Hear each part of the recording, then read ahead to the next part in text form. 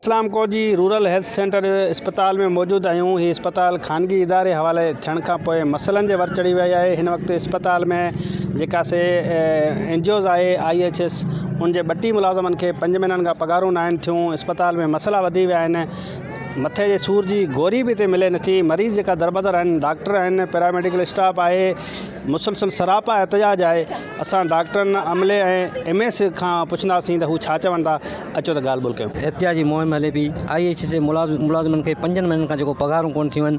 अॼु हालत इहा आहे त ही मुलाज़िम जेके आहिनि वीचारा, जंहिंसां जेके जिन में औरतूं, डॉक्टर्स, लेडी डॉक्टर्स, नर्स, दायूं ऐं फीमेल स्टाफ मौजूदु आहे।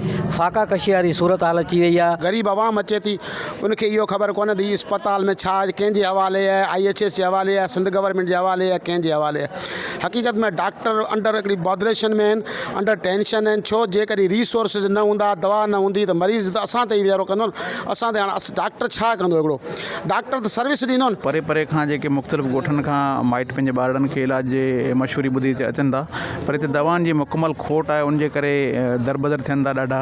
ऐं जेके मरीज़ सीरियस दाख़िल थियनि था उनजे लाइ त केस जो कैनोल आहे या जेको लेबॉरेटरी जी सर्विस आहे, का शइ हिते कोन्हे। गवर्नमेंट जे हवाले अस्पताल हुयूं तमामु बहितरीनु हुयूं। असां वटि मेडिसन जी कॾहिं खोट न हुई, तॾहिं का बि प्रॉब्लम न हुई। जॾहिं खां हिननि जे हवाले अस्पतालूं IHS जे हवाले थियूं आहिनि, तंहिंखां पोइ मरीज़ दरबदर आहिनि। कॾहिं लेबॉरेटरी ख़राबु आहे त कॾहिं मेडिसन न आहे। स्टाफ जे बि शार्टेज आहे। रुगो फोटो सेशन ते ज़ोर आहे। महिरबानी करे 5 महीने खां असांजी पघारूं रुकियूं पियूं आहिनि। हू महिरबानी करे असांजी पघारूं जारी कयूं आहिनि। ॿी सूरत में असांजो एहतिजाज जो दाइरो उहो वधायो वेंदो। मुतालबो करूं था त असांखे 5 महीननि जी पघार जारी कई वञे। अगरि जे पघार असांजी जारी न थी त एहतिजाज जारी रहंदो। 5 महीननि खां असांखे पघार सैलरी कोन मिली आहे। उनखां अलावा असांजा हॉस्पिटल जा जेके इशूज़ आहिनि, लेबॉरेटरी आहे, मेडिसन आहे, जेको प्रॉपर तरीक़े सां पेशेंट खे कोन थी मिले। बराड़ी जा पेशेंट अचनि था, किराए कनि था, असांसां झगड़ो कनि था। जीअं हिन इदारे जे हवाले थी आहे त कंटिन्यूअसली माना कॾहिं मेडिसन अचे थी न बराबरि, कॾहिं लोकल अचे थी।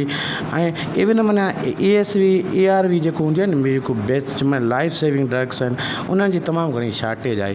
ऐं इवन पैरासिटामोल फिलेजल ई कोन्हे असां जेको पेशेंट खे ॾियूं। पघार हिननि जी जेका आहे 3.5-4 महीना थिया आहिनि, उहा हिननि जी पघार कोन थी आहे। रिसेंटली ताज़ो असां वटि IHS जो हेड ताहिर अब्बास आया हुआ। उन सां असांजी बाक़ाइदे ॻाल्हि थी। हुन चई त असांजी बजट जेका असां हेल्थ डिपार्टमेंट वटि काफ़ी जॻह ते रुकियल आहे। जीअं उहा बजट रिलीज़ थी त असां हिननि जूं पघारूं जारी कंदासीं। उनमें शायदि असांजो हिकिड़ो अंदाज़ो आहे त कुझु टाइम लॻंदो। असां हिननि जे बाक़ी मेडिसन जे हवाले सां आइटम कुझु अवेलेबल आहिनि, कुझु असांखे मिलियल आहिनि। ऐं बाक़ी ॿिया आइटम जेके आहिनि असां पंहिंजा पेटी कैश में ॾियां। ऐं असांजो जेको पेशेंट वेलफेयर फंड आहे उन मां असां पूरा ई कयूं पिया। मेडिसन जा बि ज़रूरु इशू आहिनि। एक्सरे जी मशीन असांजी गुज़िरियल 2 महीने खां ख़राबु आहे। ऐं ब्लड CP जी मशीन जेका ख़राबु थी, उहा असां हैदराबाद IHS जी हेड ऑफिस लाइ मोकिली आहे। उहा हुजी वापसि हिते उहे मोकिलींदा जेसीं इहे फंक्शन अंदरि शुरू न थींदा, जेसीं असां वटि बहरान जो ज़रूरु मसइला आहिनि। जिन अस्पताल में मौजूदु हुआसीं, पैरामेडिकल स्टाफ समेत MS डॉक्टर नेचल जी बि तव्हां ॻाल्हि ॿोल ॿुधी। डॉक्टर जेके इल्ज़ाम हणनि पिया त हीअ अस्पताल जीअं जेका से खानगी इदारे हवाले थी आहे, उनखां पोइ जो समूरो जेका से निज़ाम धर्म भरम थी वियो आहे। हिते का बि सहूलियत मौजूदु न आहे। NGOs जेका उहे ध्यानु ॾियण जे लाइ तयारु न आहे। बजेटूं जेका से मुख़्तलिफ़ वक़्तनि ते जेका से मिलियूं आहिनि, उनजे बावजूदि बि अस्पताल जी जेका हालत आहे उहा बहितर न आहे थी सघी। मुतालबो कनि पिया चीफ सेक्रेटरी सिंध, वॾे वज़ीर सिंध समेत हिननि खां इलाइक़नि खां मुतालबो कनि पिया डॉक्टर त नोटिस वरितो वञे। इस्लामकोट जी जेका रूरल हेल्थ सेंटर अस्पताल आहे उनखे ॿीहर सरकार जे हवाले करे ऐं सरकार जेका से अस्पताल खे बहितर नमूने हलाए। गाज़ी बजीर, अवामी आवाज़, TV न्यूज़, इस्लामकोट। विज़िट कयो अवामी आवाज़ मीडिया ग्रुप जी वेबसाइट awamiawaz.pk।